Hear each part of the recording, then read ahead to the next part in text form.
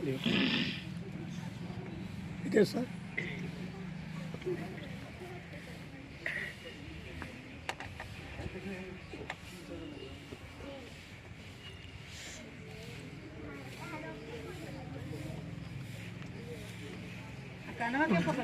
हम ये पोषण अभियान मना रहे हैं। सुपोषित भारत, साक्षर भारत, सशक्त भारत। राष्ट्रीय पोषण यह माह है, जो सितंबर माह होता है वह राष्ट्रीय पोषण माह होता है। यह हम लोग क्यों मना रहे हैं? क्योंकि आजकल जो भी रोग हो रहा है वह पोषण के कारण हो रहा है। हमें क्या खाना है, क्या नहीं खाना है, इस पर हम विचार नहीं करते हैं। जैसे अधिक हम फास्ट फूड खाते हैं, बर्गर, चाउमीन, चाट, गलगोपा, आइसक्रीम, यह जितने हैं हमारे शरीर को क्षति पहुंचाने वाला वस्तु है और इससे तरह तरह के रोग होते हैं। हमारे ज़मीन बेचा जाते हैं, हम कर्जा लेते हैं, डॉक्टर लोग हमारा लोग का बात नहीं सुनता है। इसलिए हम लोग क्या करेंगे, वही आहार लेंगे जो हमारे शरीर के लिए उपयोगी है। तो हमारे शरीर के लिए सबसे उपयोगी क्या है?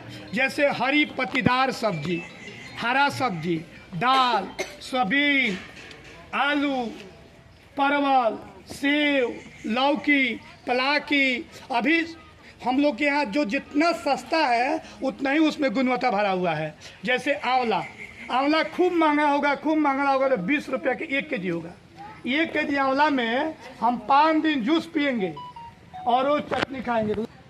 आंवला जो है उसमें बहुत सारे तत्व मिलते हैं और आंवला ही एक ऐसा है जिसमें पका कर खाएं, अचार बना कर खाएं, किसी तरह हम खाते हैं उसमें एक भी पोषक तत्व की कमी नहीं होती है। उसके बाद से विद्यार्थी, अभी अमरूद का सीजन था, अमरूद में भी पर्याप्त विटामिन मिलती है।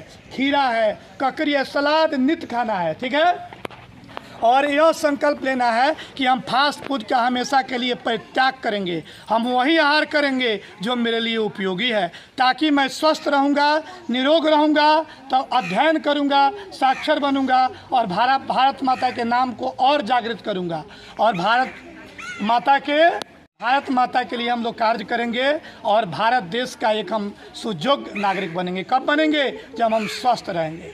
तो इसलिए आप सभी को वही आहार करना है जो शरीर के लिए उपयोगी है। अब आप लोग को ज्योति जी सर बता रहे हैं, विज्ञान के हमारे शिक्षक हैं, आप लोग खूब ध्यान से सुनिए।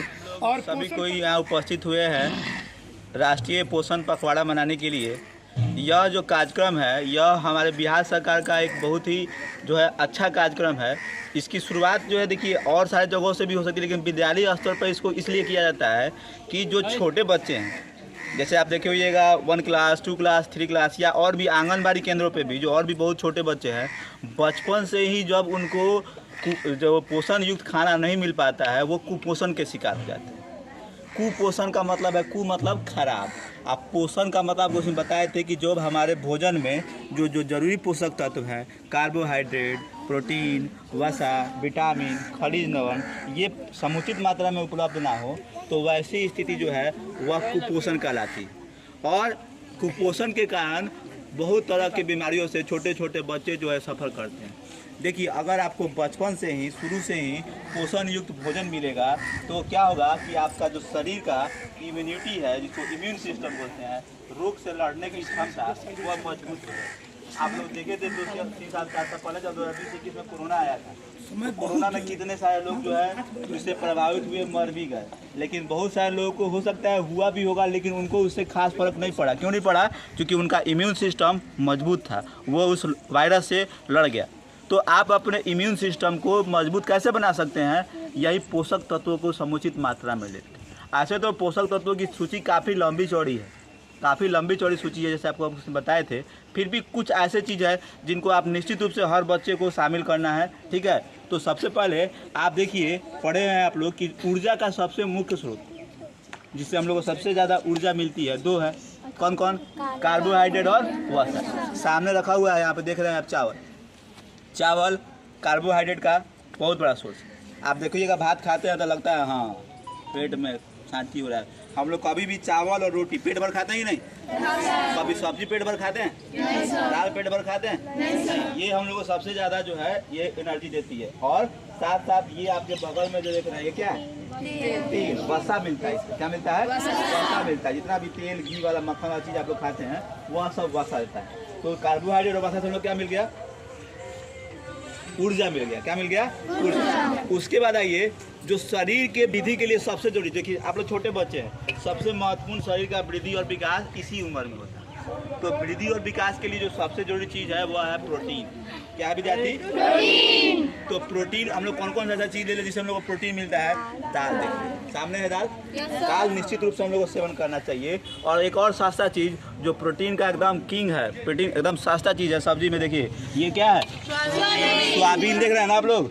सब लोग सोयाबीन की सब्जी खाते हैं ना? तो प्रोटीन का ये बहुत बड़ा और बहुत आसान सोर्स है, कोई बहुत महंगा नहीं, ठीक है? तो इसको आप अपने जो है खाने की सब्जी में निश्चित तौर पर शामिल करें, ठीक है? अगर जो लोग प्रोटीन को सही से शामिल करेंगे अपने फूड में, उनको जो है शरीर का वृद्धि और विकास अच्छे से होगा। बचपन में शरीर का विकास हो गया बढ़िया से तो आगे चल के भी ठीक रहेगा। एक बार जब बचपन में शरीर का वृद्धि विकास नहीं हुआ तो आगे चल के आप कुछ भी कीजिएगा कोई फर्क नहीं पड़ने वाला। तो प्रोटीन लेना है।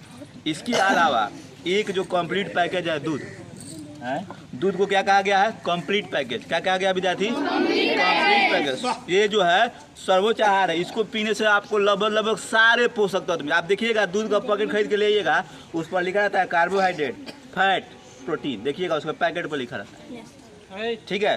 तो अगर आप दूध लेते हैं, दूध को निश्चित रूप से लेना है, ठीक है?